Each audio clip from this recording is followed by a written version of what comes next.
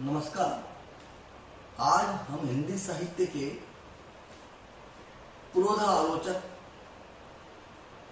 और मार्गदर्शक महावीर प्रसाद द्विवेदी जी के बारे में अध्ययन करेंगे। महावीर प्रसाद द्विवेदी जी हिंदी के विरले साहित्यकार, पत्रकार व युग प्रवर्तक है। महावीर प्रसाद द्विवेदी का जन्म उत्तर प्रदेश के रायबरेली जिले के दौलतपुर गांव में 1864 में हुआ था। इनके पिता का नाम पंडित राम सहाय दुबे था। ये कान्यकुब्ज ब्राह्मण थे। महावीर प्रसाद द्विवेदी जी का प्रारंभिक अध्ययन गांव की पाठशाला में ही हुआ। अपने इष्ट महावीर होने के कारण पिता ने इनका नाम विद्यालय में महावीर सहाय रखा। जब उनका दाखिला प्रारंभिक शिक्षा के लिए गांव की पाठशाला में कराया गया, तब शिक्षक ने गलती से उनका नाम महावीर प्रसाद लिख दिया। 13 वर्ष की आयु में महावीर प्रसाद अंग्रेजी पढ़ने रायबरेली जिला स्कूल गए। वहां संस्कृत के अभाव में वैकल्पिक विषय के रूप में उन्होंने साल भर फारसी पढ़ी। आर्थिक स्थिति प्रतिकूल होने के कारण घर पर ही संस्कृत, हिंदी, मराठी, अंग्रेजी और बंगला भाषा का अध्ययन किया। धनाभाव के कारण इनकी शिक्षा का क्रम अधिक समय तक न चल सका। इन्हें जीआईपी रेलवे में नौकरी मिल गई। 18 वर्ष की आयु में रेल विभाग में 1 वर्ष का प्रवास करना पड़ा। बाद में मुंबई प्रवास करके वहां टेलीग्राफ का काम सीख करके इंडियन मिडलैंड रेलवे में तार बाबू के रूप में नियुक्ति प्राप्त की। तार बाबू के पद पर कार्यरत महावीर प्रसाद द्विवेदी ने माल बाबू, स्टेशन मास्टर और जरूरत के वक्त रेल की पटरियां बिछाने का काम भी किया। अपने उच्चाधिकारी से न पटने और स्वाभिमानी स्वभाव के कारण 1904 में झांसी के रेल विभाग की 200 रुपए मासिक वेतन की नौकरी से त्याग पत्र दे दिया। रेलवे की नौकरी छोड़कर सन 1903 में सरस्वती के संपादक का दायित्व संभाला। उसे 17 वर्ष तक कुशलतापूर्वक निभाया। 200 रुपए प्रतिमाह पर सरस्वती के संपादक के रूप में करना उनके त्याग का परिचायक है। सरस्वती के संपादक के रूप में उन्हें बहुत कम राशि प्राप्त होती थी, जबकि रेलवे में उससे 10 गुना वेतन मिलता था। पर उन्होंने हिंदी भाषा और इसके साहित्य की सेवा के लिए रेलवे की नौकरी त्याग दी। आधुनिक हिंदी साहित्य को समृद्धशाली बनाने का श्रेय आचार्य हजारी प्रसाद द्विवेदी को जाता है। अपने युग की साहित्यिक और सांस्कृतिक चेतना को दिशा और दृष्टि प्रदान करते हुए हिंदी साहित्य की अविस्मरणीय सेवा द्विवेदी जी ने की। किसी बड़े और घने वृक्ष की तरह वे एक लंबे समय तक साहित्यिक जगत के सिर पर साया बनकर खड़े रहे। उनकी इस छाया में हिंदी साहित्य के कई नाम फले फूले। यह उनका अतुलनीय योगदान ही था, जिसके चलते आधुनिक हिंदी साहित्य का दूसरा युग द्विवेदी युग के नाम से सन 1893 से 1928 के नाम से जाना जाता है। हिंदी गद्य को मांझने, संवारने और परिष्कृत करने में वे आजीवन संलग्न रहे। यहाँ तक कि इन्होंने अपना भी परिष्कार किया। हिंदी गद्य और पद्य की भाषा के रूप में खड़ी बोली के प्रचार प्रसार हेतु प्रबल आंदोलन किया। इसके लिए उन्होंने अंग्रेजी, मराठी, गुजराती और बंगला आदि भाषाओं में प्रकाशित श्रेष्ठ कृतियों का बराबर अध्ययन और अनुशीलन किया। निबंधकार, आलोचक, अनुवादक और संपादक के रूप में इन्होंने अपना पद स्वयं प्रशस्त किया। द्विवेदी जी ने नए नए विषयों से हिंदी साहित्य को संपन्न बनाया। उन्हीं के प्रयासों से हिंदी में अन्य भाषाओं के ग्रंथों के अनुवाद हुए तथा हिंदी संस्कृत के कवियों पर आलोचनात्मक निबंध लिखे गए। भारतीय युग में लेखकों की दृष्टि शुद्धता की ओर नहीं रही।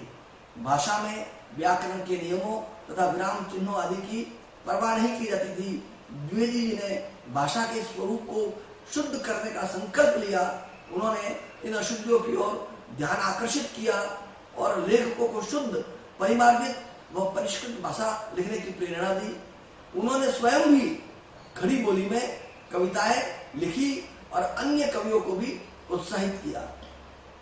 श्री मैथिली शरण गुप्त, अयोध्या सिंह उपाध्याय जैसे खड़ी बोली के श्रेष्ठ कवि व रामचंद्र शुक्ल, विश्वम्बर नाथ शर्मा कौशिक, पद्मलाल पन्नालाल बख्शी जैसे दिग्गज लेखक उन्हीं के प्रयत्नों के परिणाम हैं। मैथिली शरण गुप्त पर तो उनकी विशेष कृपा रही। उन्होंने गुप्त जी को न केवल भाषा के मामले में मार्गदर्शन दिया, बल्कि नए नए विषय भी दिए। उपेक्षित नारी पात्रों पर लिखने के लिए उन्हें द्विवेदी जी ने ही प्रेरित किया और इसी वजह से गुप्त जी ने अद्भुत अद्भुत कृतियां हिंदी साहित्य को दी। मैथिली शरण गुप्त ने खुद इस बात को स्वीकार करते हुए लिखा है, द्विवेदी जी ने मेरी उल्टी सीधी रचनाओं का पूर्ण शोधन किया, उन्हें सरस्वती में छापा और पत्रों द्वारा भी मेरा उत्साह बढ़ाया। हो सकता है यह कुछ हद तक अपने गुरु और संरक्षक के प्रति विनयशीलता भी हो, फिर भी यह तो निर्विवाद सत्य है कि अज्ञात और उपेक्षित चरित्रों को केंद्र में लाने वाले साकेत, यशोधरा और विष्णुप्रिया जैसे ग्रंथ द्विवेदी जी की प्रेरणा से के बिना कतई नहीं रचे जा सकते थे। द्विवेदी जी की कई रचनाओं की छाया मैथिली शरण गुप्त की रचनाओं में आई पंक्तियों में देखी जा सकती है। जैसे भारत भारती की प्रारंभिक पंक्तियां, हम कौन थे, क्या हो गए और क्या होंगे अभी, आओ विचारे आज मिलकर ये समस्याएं सभी। इन पंक्तियों पर द्विवेदी जी की इन पंक्तियों का गहरा असर दिखता है। कच्चा घर जो था माटी का, पक्के महलों से अच्छा था, पेड़ नीम का दरवाजे पर सायबान से था बेहतर, वह जंगली हवा कहाँ है, वह इस दिल की दवा कहाँ है, कहाँ टहलने को रमना है, लहरा रही कहाँ जमना है। मैथिली शरण गुप्त ने एक जगह श्रेष्ठ शैली में द्विवेदी जी की प्रशंसा करते हुए लिखा है, करते तुलसी भी कैसे मानस नार, महावीर का ही उन्हें मिलता नहीं प्रसाद। अर्थात तुलसीदास जी ने हनुमान जी महावीर की कृपा से ही रामचरित मानस की रचना की थी, वैसे ही गुप्त ये स्वीकार करते हैं कि साकेत जैसी कृति की रचना मैंने महावीर प्रसाद द्विवेदी के मार्गदर्शन नहीं की है। प्रख्यात लेखक, आलोचक, निबंधकार पद्मलाल पन्नालाल बख्शी ने भी लिखा है, मुझसे कोई अगर पूछे कि द्विवेदी जी ने क्या किया तो मैं समग्र हिंदी, आधुनिक हिंदी साहित्य दिखलाकर कह सकता हूँ, यह सब उन्हीं की सेवा का फल है। और सचमुच यह सोचने वाली बात है कि क्या हमारी भाषा या कि फिर साहित्य ही का वही स्वरूप होता जो आज है अगर द्विवेदी जी नहीं हुए होते। द्विवेदी जी के सिद्धांतों, नैतिकता और व्यक्तित्व की प्रगाढ़ता की खिल्ली उड़ाने वाले सारे लोग कभी कभी उनकी प्रकांडता के आगे नतमस्तक थे। जिस अनुशासन की छड़ी ने उन्हें रचा उसका अनुदान तो वे भूल गए, हाँ उसकी माँ शाब्दिक अर्थों में उन्हें जरूर याद रही। अनुशासन तो याद रह गया, उसकी महत्ता नहीं। द्विवेदी जी का जोर भाषा की शुद्धि पर बहुत था, क्योंकि जब उन्होंने लेखन शुरू किया तो हिंदी भाषा व्याकरण की अराजकता की शिकार थी। आलोचक यह भूल गए थे कि उसमें देश के हालात जैसे थे, उसमें द्विवेदी जी न सिर्फ भाषा वरन स्वतंत्रता की लड़ाई की तरह एक निज भाषा गढ़ने और रचने की लड़ाई भी लड़ रहे थे। स्वयं के लिए आत्मगौरव और आत्म प्रशंसा से दूरी बनाए रखना उनका सहज स्वभाव था। इसका एक उदाहरण काशी नागरी पितरानी सभा से मिले उन्हें जो सम्मान मिला उसका है। वे हिंदी के पहले आलोचक हुए जिन्हें आचार्य की उपाधि से अलंकृत किया गया था। यह पदवी संस्कृत भाषा के लेखकों को ही दी जाती थी।